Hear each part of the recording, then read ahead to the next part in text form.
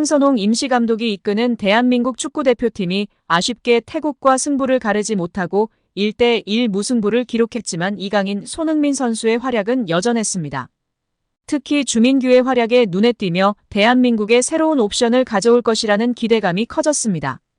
21일 한국 축구대표팀은 오후 8시부터 서울 월드컵 경기장에서 진행된 태국과 2026 북중미 월드컵 아시아 지역 2차 예선 C조 3차전 홈 경기 결과 1대1로 비겼습니다. 위르겐 클린스만 감독이 경질된 이후 첫 경기인 만큼 큰 관심이 쏠렸지만 골 결정력 부재로 결국 승리를 놓쳤습니다. 대한민국은 지속적으로 위협적인 장면을 만들어냈는데요. 클린스만 전 감독의 경기력과 달리 공격적인 모습에서 많은 기회를 만들었습니다. 하지만 득점으로 연결된 장면은 단 한 번밖에 없었습니다. 다만 황선홍 감독이 이끄는 첫 경기인 만큼 대표팀의 경기력은 더 나아져야 할 것입니다. 이번 경기를 앞두고 하루만 전술 훈련을 할 수 있는 시간이 있었고 이조차도 갑작스런 색채를 입히기엔 짧은 시간이었기 때문에 이해가 가나 선수들의 시차 적응 문제였는지 컨디션의 문제였는지 패스미스가 많고 잔실수가 많았던 점이 화제가 되기도 했습니다. 오죽하면 연관 검색어, 인기 키워드로 패스미스가 등장하기도 했습니다. 아쉬운 결과 속에서도 이강인의 컨디션은 여전히 좋았습니다. 교체 투입된 이강인은 드리블로 태국의 수비진을 뚫고 페널티 박스 안으로 위협적인 크로스를 몇 차례 올렸습니다. 득점에 가까운 장면을 만드는 등 이강인의 왼발은 아직 건재한 모습이었습니다. 동료들과의 호흡도 잘 맞는 편이었습니다. 결국 손흥민 선수가 해결하며 선제골로 앞서 나갔지만 아쉽게도 동점골을 허용한 뒤 추가골을 넣지 못하며 무기력하게 무승부로 마쳤습니다. 이번 경기에서 또 다른 관심사는 주민규의 활약이었는데요. 주민규는 어매치에 첫 발탁돼 선발 출전해서 좋은 모습을 보여줬습니다. 주민규는 이번 출전으로 대한민국 역대 최고령 33세 343일 A매치 데뷔 기록을 경신했습니다. 조규성을 대신해 발탁된 주민규는 전방에서 활발한 움직임을 보여줬습니다. 계속 문전 앞을 누비며 득점을 노렸습니다. 태국의 수비진을 흔들기 위한 전방 압박도 눈에 띄었고 동료들의 침투와 연계를 위해 몸으로 버티는 모습을 많이 보여줬습니다. 대한민국 축구에 또 다른 옵션이 생긴 셈입니다. 물론 유럽과 비교했을 때 태국의 피지컬은 다소 약한 편입니다. 태국은 피파 랭킹에서 22위인 한국보다 79계단 아래인 101위로 비교적 약체로 꼽힙니다. 이에 주민규의 활약을 쉽게 예측할 수 없습니다. 그래도 A매치 첫 경기임을 감안하면 굉장히 좋은 모습을 보여줬다는 평가를 받고 있습니다. 그의 노련함이 대한민국 축구에 어떤 기여를 할지 앞으로 기대가 커지는 분위기입니다. 연계도 좋았고 동료 선수들에게 기회를 만들어주려고 노력하는 모습이었고 본인이 슈팅을 가져가기 위한 움직임이나 위치 선정도 좋았습니다. 확실히 골 냄새를 맡는 공격수라는 것이 보여졌습니다. 좋았던 주민규를 교체 아웃시킨 황선홍 감독에 대한 불만의 목소리가 높을 정도였습니다. 여기에 축구 커뮤니티에서 이강인 선수의 택배 크로스와 더불어 수비수 6명을 무력화시키는 킬패스가 화제가 되고 있습니다. 왼쪽 하프 스페이스에서 이강인 선수의 환상적인 허를 찌르는 킬패스로 수비수 6명이 무력화되면서 손흥민 선수에게 배달되었던 패스가 화제가 되고 있는 것인데요. 아쉽게 골로 연결되지 않았지만 정말 허를 찌르는 패스로 천부적인 재능이 드러나는 패스였다고 극찬이 끊이질 않고 있습니다. 결국 한국은 과거부터 꾸준한 약점으로 꼽혔던 골 결정력 부재가 이번 경기에서도 뚜렷하게 나타났습니다. 이에 더욱 풀타임으로 주민규를 쓰지 않은 것이 아쉬웠습니다. 점유율은 77대 23으로 압도적이었습니다. 슈팅도 16대 5, 유효 슈팅도 5대 2로 모든 기록이 앞섰습니다. 실제로 몇 차례 위협적인 장면을 만들었지만 득점으로 연결되지 못해 경기는 그대로 마무리됐습니다.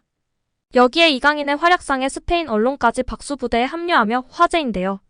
스페인 매체 아스는 이강인은 슈퍼컵 최우수 선수를 수상하며 루이스 엔리케 감독의 간판 스타로 자리매김했다라며 이강인의 활약상을 조명했습니다. 아스는 지난 여름 PSG의 큰 결정 중 하나는 소속 스타들을 내보내고 팀적으로 강조된 팀을 만드는 것이었다.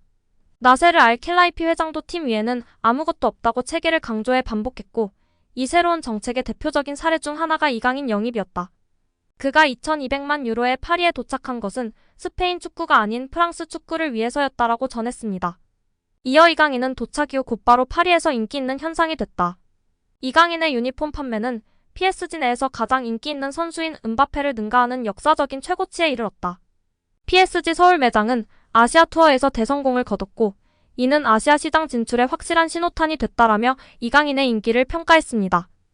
여기에 최근 이강인이 파리 생제르맹을 대표했다는 소식이 화제입니다. PSG는 8일 구단 채널을 통해 파리의 사람이라는 캠페인에 대해 소개했는데요.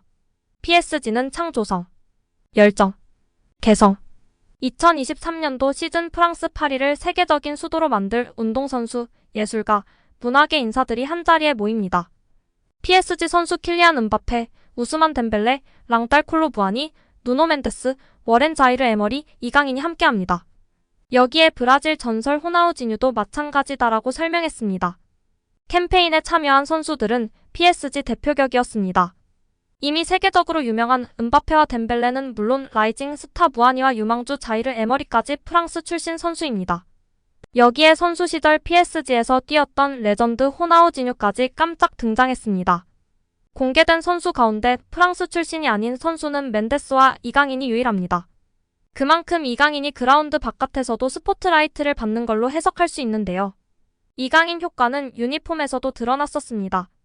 지난달 프랑스 리그앙은 사무국 홈페이지를 통해 언더커버 슈퍼스타 PSG 이강인이라는 제목으로 경기장 안팎에서 파리를 뒤흔들고 있는 차세대 스타 이강인을 집중 조명했습니다. 리그앙은 이강인 유니폼이 불티나게 팔리고 있다. 은바페나 덴벨레보다 이강인 이름이 더 잘 보인다. 파르크 대 프랑스에는 대한민국 관광객들이 계속 몰리고 있다. PSG는 이강인에게 미쳤다.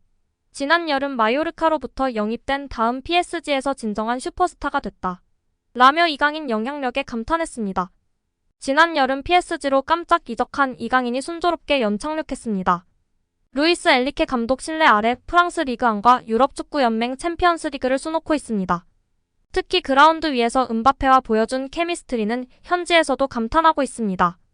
이강인 중요도가 더욱 높아졌는데요. 지난 르하브르 원정 당시 파비안 루이스가 부상으로 이탈했기 때문. 카날은 르하브르전 당시 어깨 부상으로 고통받은 루이스는 적어도 낭트전과 도르트문트전에는 결장할 것이다. PSG는 미드필드 취약점이 드러나고 있다. 엘리케 감독이 평소처럼 4-3-3 포메이션을 유지한다면 루이스를 대체할 가장 유력한 선수는 이강인이다. 이강인은 미드필더와 공격수 사이 전환에 있어 핵심이며 엘리케 감독 기대에 빠르게 부응했다. 또한 은바페와 결합해 패스를 찌를 수 있다라고 짚었습니다. 이강인은 낭트전은 물론 도르트문트전 선발 가능성도 높아진 상황입니다. 오늘 영상은 여기까지입니다. 시청해주셔서 감사드립니다. 구독과 좋아요 잊지 않으셨죠? 구독과 좋아요는 크리에이터에게 큰 힘이 됩니다. 오늘도 건강하시고 좋은 하루 보내세요. 다음에도 더 좋은 영상으로 찾아뵙겠습니다. 감사합니다.